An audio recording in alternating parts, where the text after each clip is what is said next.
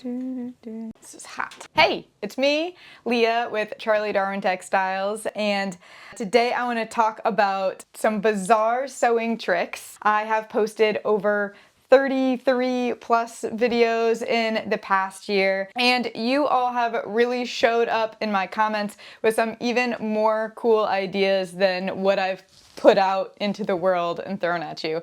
Of course, I never have all of the answers to sewing or linen or life, but I have a few years of experience with my handmade clothing business, Charlie Darwin Textiles. I make all linen clothing. I've just been sewing lots of garments. So I've been sharing some of what I've learned onto YouTube, onto my email newsletter, stuff like that. But by no means do I consider myself the expert or the most experienced person watching this video. So many of you have probably been sewing longer than me. Many of you maybe don't sew at all, or you're just starting your journey, or you're just right alongside me. We're all over the place, so many different experiences. I just want to put that out there, that there is so much for me still to learn from you all, and I really appreciate all of the love you put into comments on my channel. Those really help my channel grow. I get so much words of encouragement, so much just relatability, and then every once in a while someone drops in a bomb of a cool sewing tip. So that's what I want to go through today. I weeded out my top 5 favorite tips. I chose ones that I truly had not thought of before. And so maybe there'll be some gems in here for you as well. Some of them are pretty bizarre. So in no particular order, I'll go ahead and jump right in. All right, tip number 1 came from Annieth. I'm just going to make up how to say these screen names, but Annieth wrote that she uses her linen dryer fuzz as stuffing for puppets, which I had not thought of before. I actually do save my linen dryer fuzz. I have so much of it. Linen creates so much lint on its first wash and dry. So you could probably save your lint from any of the fabric that you're washing and drying. But I think linen is nice because then you have this like 100% plant-based filler, which is cool. So let me show you my linen fuzz stash. This big kahuna bag right here is just my undyed linen. And I mean, I've got boatloads of it. I spent a whopping 5 minutes sewing up this puppet that is ready to be stuffed.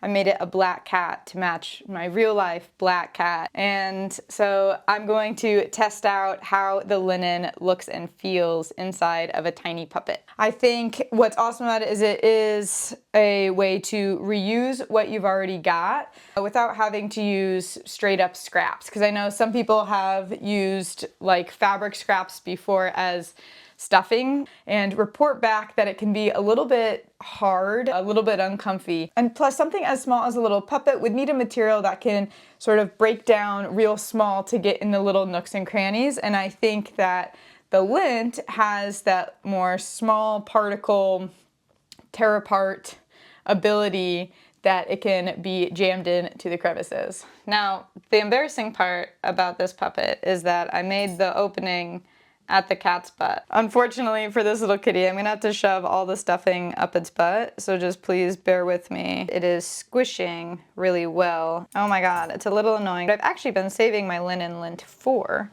is for a while there was making handmade linen paper using my little fabric scraps that get cut off from my serger, and I was putting those and my linen lint into a blender and shredding it all up. I burnt through like 3 different blenders because even though I was cutting this even way smaller with my rotary cutter, for some reason it would still figure out how to get wrapped around the blades of the blender and burn out the motor, which was super annoying. And so I decided to put the linen paper on pause, but I tend to hold on to scraps and random things like lint to a point where I end up with too much of it and it takes up a lot of space. So being able to put it somewhere useful is pretty cool, like up this cat's butt. I do feel like It's a little bit lumpy, but honestly not that much worse than any other polyfill on something this small.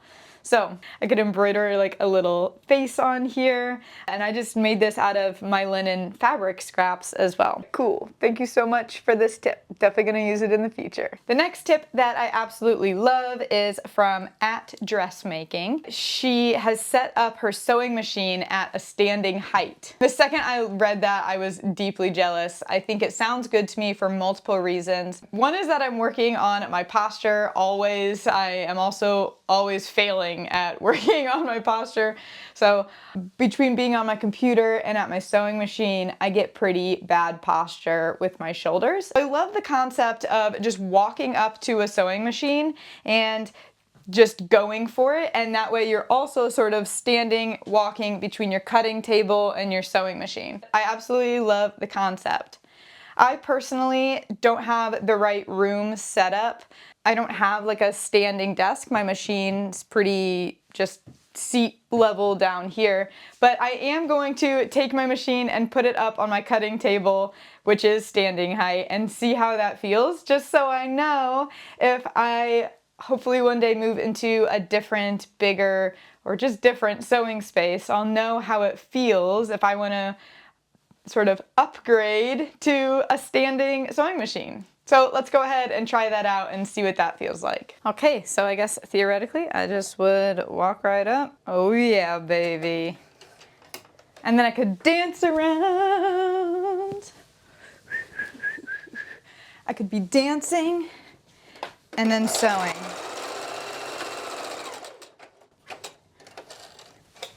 Dancing. Sewing. That's right, baby. That's freaking nice. Okay, the standing sewing machine feels awesome.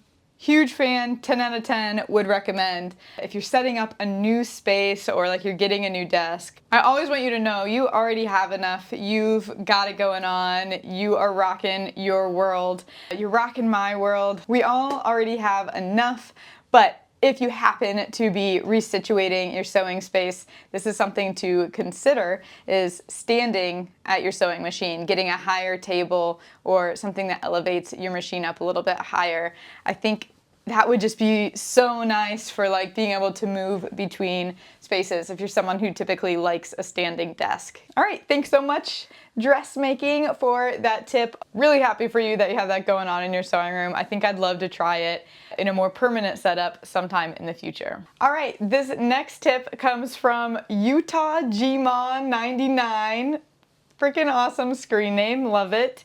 They said that for gathering, this one's pretty detailed, so pay attention, and I'll show you on the sewing machine. I'm gonna try it out here in a second. I'm gonna use this like just weenie scrap of linen here. I'm gonna use black thread so we can hopefully see it a little bit better. Utah Gma says that for gathering, pull out a bunch of the top thread, at least 2 times the length of the fabric you wanna gather. Okay, so I want a piece of the top thread that's 2 times at least the length that I want my strip to be. So about here times 2. Okay, I think I leave it connected. That's my like general gist, is that I don't undo it. I'm just gonna set it off to the side. And then Gima says, set the stitch to a medium to large zigzag. Okay, medium would be like 3 to 4. And stitch a couple of stitches. Then bring the top thread under the presser foot. Okay, stitch a couple of stitches. Okay, I'm gonna bring my top thread under the presser foot and zigzag over the thread. You can pull on the thread a little bit if you need to as you go. Okay, here we go.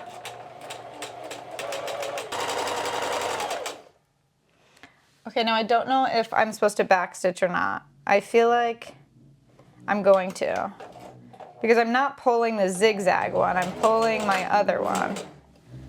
And I kind of want that zigzag to not come undone, I think. So, trimming just the zigzag ones. All right, so this is sort of how it came out of the machine. Now I'm just gonna pull on that long straight one. Oh yeah. Okay, for sure. I feel like that is definitely doing it. Now, the more basic way I learned how to do a gathering stitch is to put the machine on a straight stitch with like the longest stitch length and just do a straight stitch, back stitch at the first end, don't back stitch on the ending end. Then leave a pretty long tail of thread, and then you grab just one of the threads and you pull that thread. Now I will say I feel a lot more tension doing it this way, in a way that makes me nervous that my thread is going to break, which I've definitely done a lot of gathering stitches where the thread does break. I know some people, they'll do, instead of one straight basting stitch, they'll do two side by side, and then they'll like get both the top threads and pull both of those.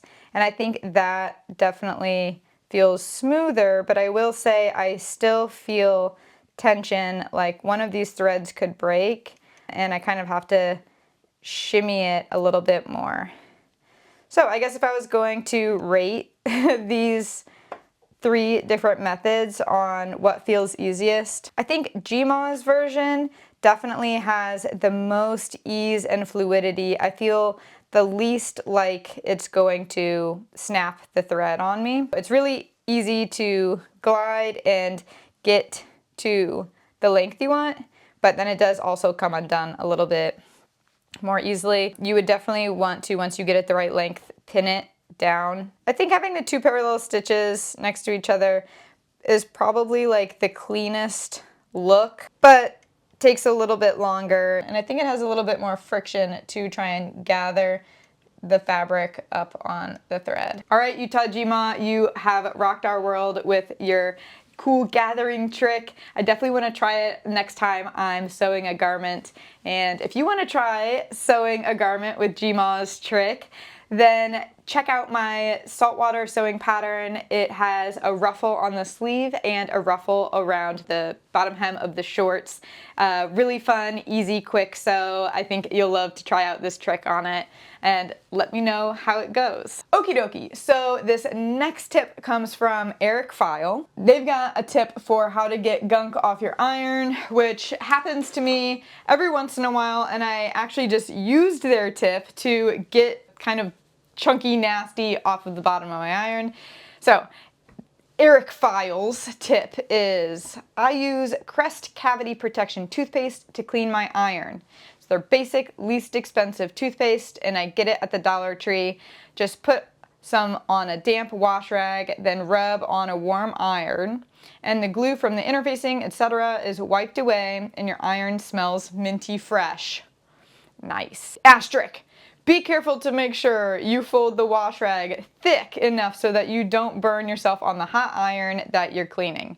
Do not ask me how I know this. Oh, poor Eric File. They've been sizzled by their iron. All right, so I tried it first with just like the toothpaste that I'm currently using, which, side tip, you guys have got to get on this cool squeezy thing. This thing like pushes tube stuff up higher, so I get every last bit out of my toothpaste like a champion. Anyway, I was using this toothpaste as my first go about. I know that Eric File said to use like this specific one, and I'm pretty sure that's just like a regular cheap white toothpaste, but I was like, I don't know, this is the one I'm using right now on my mouth. So I tried it, but it's the kind that's like blue-green. You know, I thought maybe it would work. To be honest, I don't think this did anything at all. Didn't do squat. But I came back and tried just like regular Joe Schmo white toothpaste, and I do think it actually worked. So I put it on the little spot. I should have filmed it. I didn't. Just living my life out here recklessly, not filming things. But basically on my iron, there was a spot right there, and I know you can still like faintly see it, but this is significant improvement from like the thick black stuff that was stuck on there. Don't even know what it was. It was from like honestly at least 6 months ago, but I tried the toothpaste trick on it with the white toothpaste, let it sit for a second, and while it didn't just like wipe right off super easy, it definitely got me further. I had to kind of scrape at it a little bit with the cloth, and I took like a little tiny metal tool and scraped at it a little bit more. But I do think that the toothpaste definitely helped. It kind of sizzled on there and did a whole chemical thing. And now I feel like I'm at the point where you can like barely see it. So yes, I think it definitely got my iron cleaner than it would have without it. So very grateful for you, Eric File. All right, this next tip blew me away, sort of, and also kind of made me feel blind and or like a complete dummy that I hadn't thought of it or known about it before. But it comes from Jess Hart Life. And they say that they were always really self-conscious about their zigzag stitched edges. And maybe many of you can relate. You don't have a serger, and you know, every time you go to sew a garment, you're like, oh, is this gonna fray later? So Jess recently learned that her home sewing machine has a fake overlock stitch that's similar to an overcast or kind of like a serged stitch and works great to finish raw edges. Just a recommendation beyond the zigzag. That is awesome. It kind of opened my eyes to look at my own machine and see if I had that setting as well. And I do, so let me take you over to my sewing machine and we'll talk through which setting works best for this. All right, I'm working with a piece of scrap fabric that has, of course, some frayed edges on it. That just tends to happen as you're sewing a garment, so nothing is ever that pretty, clean, or crispy. But we want to be able to protect these edges inside the garment so that they don't totally fray out over time. Now, of course, like I said, serger is best case scenario, but if you don't have one, there are actually some pretty cool settings on some of the more modern sewing machines. So I'm going to try out some of the settings here. I have the Singer Heavy Duty, I think it's the 4423. But a lot of machines have different settings like this, so you might check yours. So I believe what she's talking about is these special stitches, this like S1 setting, because you can see all of the blue stitches look a little bit closer to the details of an overlock. If I was going to choose on my machine which one looks the most like a cover stitch or like what would come from a serger, I believe I would choose that one. So we'll go ahead and try this out, see what it looks like, and I'll go ahead and compare it to what my serger looks like. I believe I'm going to have to change the width. Let's go ahead and do 4. Moved my needle over to be aligned with the edge of the fabric. I think that way it'll kind of lock it in. Let's see. Amazing!